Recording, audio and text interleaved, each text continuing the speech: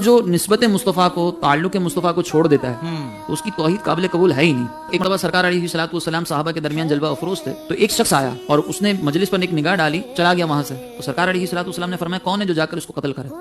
صدیق اکبر رضی اللہ تعالیٰ عنہ نے عرض کی کہ یا رسول اللہ میں جا کر قتل کرتا ہوں۔ صدیق اکبر وہاں پر گئے، دیکھا کہ وہ شخص قیام میں کھڑا ہوا ہے، وہ واپس آئے، سرکار کی بارگاہ میں عرض کی کہ حضور وہ تو قیام کر رہا ہے، نماز پڑھ رہا ہے۔ سرکار نے کوئی جواب نہیں دیا۔ سرکار نے فرمایا کون ہے جو جا کر اس کو قتل کرے؟ فاروق اعظم رضی اللہ تعالیٰ عنہ نے عرض کی کہ یا رسول اللہ میں جاتا ہوں۔ فاروق اعظم وہاں پر گئے تو دیکھا کہ وہ شخص سجدے کی حالت میں ہے، واپس آئے، سرکار سے عرض کی، سرکار علیہ الصلوۃ والسلام نے کوئی جواب نہیں دیا۔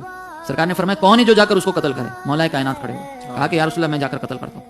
تو اس کے بعد جب مولا کائنات وہاں پر گئے تو وہ شخص جا چکا تھا، سرکار کی بارگاہ میں حاضر ہو کر عرض کرنے لگے کہ حضور وہ تو چلا گیا۔ تو سرکار علیہ السلام نے فرمایا کہ اگر تم اس کو قتل کر دیتے تو میری امت سے ایک بڑا فتنہ دور ہو جاتا۔